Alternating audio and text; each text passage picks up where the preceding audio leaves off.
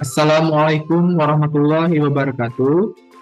Perkenalkan, kami dari kelompok 3 kelas Indralaya A dari program studi Pendidikan Biologi FKIP Unsri semester 2. Pada kesempatan kali ini, kami akan memaparkan lembar kerja mahasiswa biokimia tentang enzim. Adapun anggota kelompok 3 terdiri dari yaitu saya sendiri Muhammad Al-Tarif, saya Harisa Maksalini, dan saya Nasya Putri Tiatani. mata kuliah biokimia diampu oleh Bapak Dr. Andes Made Sukaryawan MSI PhD dan Ibu Dr. Dia Kartikasari MSI. Berikut pemaparan materi dan video pembuatan TAPE yang akan kami sajikan. Selamat menyaksikan. Pembuatan tape singkong. Adapun alat dan bahan yang digunakan yaitu 3 buah singkong, 2 butir ragi tape, 2 sendok makan gula pasir, 1 kompor, 1 panci kukus, 1 pisau, sendok dan garpu, air secukupnya, daun pisang secukupnya, wadah dengan penutup yang rapat. Adapun prosedur kerjanya sebagai berikut. Pertama, mengupas singkong dan kerik bagian luarnya. Yang kedua, memotong sesuai selera lalu cuci sampai bersih. Kemudian merebus singkong sampai 3/4 matang. Menyiapkan wadah plastik dengan penutup, lalu mengangkat singkong yang telah masak, kemudian didinginkan. Kemudian menghancurkan 2 keping ragi tape sampai benar-benar halus, lalu menata singkong dan menaburi gula, kemudian taburi ragi yang telah dihaluskan dan menutup singkong yang telah diberi ragi dengan menggunakan daun pisang. Setelah itu ditutup lagi dengan menggunakan Tupperware atau penutup lainnya agar tertutup dengan rapat. Kemudian simpan di tempat yang kering, gelap, dan suhu ruangan yang stabil. Diamkan kurang lebih selama 3-4 hari, kemudian cicipi rasanya. Baiklah, untuk materi yang pertama akan dijelaskan oleh Saudari Naswa Putri Ikhtiarani. Kepada Naswa, kami persilakan. Baiklah, terima kasih kepada moderator. Nah, bagaimana sih reaksi enzimatik berperan dalam proses proyek saudara? Nah, proses proyek yang kami lakukan yaitu seperti yang telah dijelaskan pada video sebelumnya mengenai proses pembuatan pada tape, yaitu reaksi enzimatik berperan dalam peningkatan kecepatan dari katalis gula kompleks atau polisakarida, yaitu amilum menjadi monosakarida glukosa, sehingga menghasilkan alkohol. Pada proses pembuatan tape, reaksi utama dari pembentukan glukosa memerlukan suatu enzim yang dapat memotong ikatan amilosa dengan cepat pada pati kental yang telah mengalami dielitinasi. Selanjutnya, enzim glukomilase akan menguraikan pati secara sempurna menjadi glukosa pada tahap sakarifikasi. Selanjutnya, enzim zimase akan mencegah glukosa menjadi alkohol dengan CO2.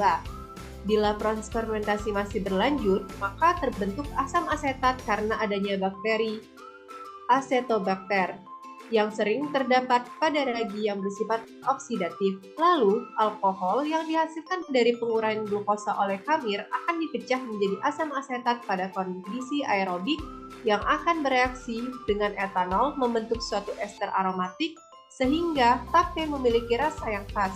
Oleh karena itu, aktivitas enzim dalam proses pembuatan tape sangatlah berperan penting. Hal ini dikarenakan pada proses tahap awal enzim yang terbentuk sangat mempengaruhi terhadap proses pembuatan tape selanjutnya. Baiklah, untuk slide selanjutnya, bahaslah tentang substratnya, kualitas produk, dan waktu yang diperlukan. Di sini saya akan menjelaskan yang pertama mengenai substratnya. Substrat adalah polisakarida atau amilum, produk adalah monosakarida atau glukosa, dan waktu yang diperlukan adalah 3-4 hari. Suatu bahan yang disebut tape apabila bahan telah diragikan berubah menjadi lebih lunak, rasa manis keasaman, dan berbau alkohol. Hal itu disebabkan oleh mikroba-mikroba tertentu yang dapat menghasilkan enzim yang mampu merobak substrat menjadi gula dan alkohol. Dapat pula dilihat di sini yaitu mengenai substrat, nama enzim, dan juga produknya. Baiklah, terima kasih. Saya kembalikan kepada moderator. Baiklah, terima kasih kepada Saudari Naswa Putri Ikhtiarani atas pemaparan materinya. Yang berikutnya dipersilakan kepada Saudari Harisa Maksalini untuk memaparkan materinya. Baiklah, terima kasih kesempatannya, moderator. Saya akan menjelaskan tentang poin C, yaitu grafik antara substrat terhadap waktu yang diperlukan. Baiklah, dapat dilihat pada slide presentasi kami, yaitu grafik yang dihasilkan adalah sebagai berikut. Dengan keterangan konsumsi substrat berbanding lurus dengan waktu, sehingga reaksi yang dihasilkan itu adalah konstan. Selanjutnya, itu bagian D. Bahas dengan kelompok saudara bagaimana enzim tersebut digolongkan. Baiklah, semua enzim itu diberi nama menurut sistem yang dirancang oleh komisi enzim atau Enzyme Commission dari International Union of Pure and Applied Chemistry. Nah, dan berdasarkan pada tipe reaksi yang dikatalisis dari enzim tersebut. Setiap enzim mempunyai 4 digit nomor IC yang spesifik, serta nama yang kompleks namun jelas dan bisa menepis kebingungan tentang enzim-enzim yang mengkatalisis reaksi berupa tapi tidak identik.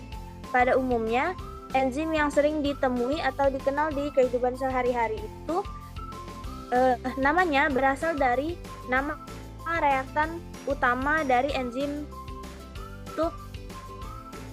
Contohnya, enzim amilase yang mengkatalisis amilum itu diberi akhiran ase. Adapun penggolongan enzim menjadi 6 kelas utama berdasarkan dari Fehrer and Harvey 2014, yaitu 1 oksidoreduktase, 2 transferase, 3 hidrolase, 4 liase, 5 isomerase, dan yang terakhir ligase.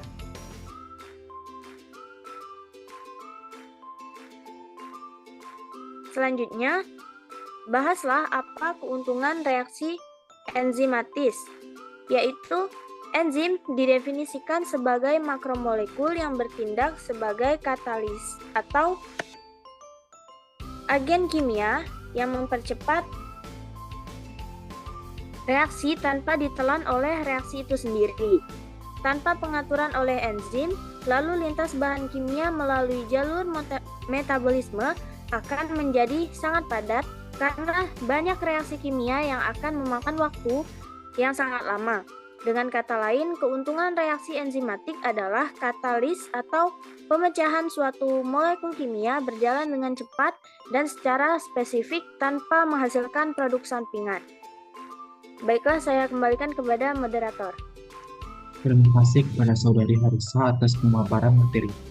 Baiklah, yang berikutnya akan dijelaskan oleh saya sendiri tentang bagaimana fungsi inhibitor. Inhibitor didefinisikan sebagai semua substansi yang mengurangi kecepatan reaksi katalisis enzim. Inhibitor dapat dibagi menjadi berdasarkan sifatnya sebagai reversible atau irreversible.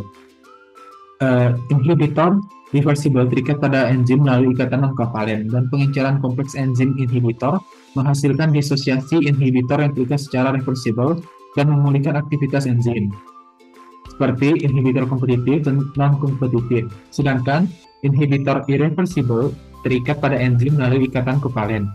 Inhibitor irreversible disebut sebagai inhibitor bunuh diri. Inhibitor kompetitif itu berdampak pada Km, sedangkan inhibitor non-kompetitif berdampak pada kecepatan maksimum. Berikutnya, bahaslah jenis-jenis inhibitor. Adapun dua jenis inhibitor reversible yang paling umum ditemui adalah kompetitif dan non-kompetitif sebagai berikut. Inhibitor kompetitif adalah jenis inhibitor yang terjadi ketika inhibitor berikatan secara reversible dengan situs yang sama dengan lokasi tempat substrat biasanya menempel. Inhibitor kompetitif akan meningkatkan konstanta Michaelis secara sangat. Oleh karena itu, inhibitor jenis ini bersaing dengan substrat untuk menempel pada situs tersebut. Yang berikutnya, inhibitor non-kompetitif terjadi ketika inhibitor dan substrat berikatan di tempat yang berbeda pada enzim. Inhibitor non-kompetitif akan menurunkan kecepatan maksimum reaksi katalisis. Inhibitor non-kompetitif dapat mengikat enzim bebas atau kompleks enzim substrat sehingga mencegah terjadinya reaksi.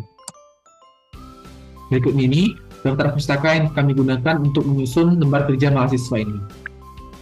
Baiklah, terima kasih atas perhatiannya. Kurang lebih saya mohon maaf, dan kepada Tuhan Yang Maha Esa kami mohon ampun. Kami akhiri dengan wabillahi taufiq wal hidayah. Wassalamualaikum warahmatullahi wabarakatuh.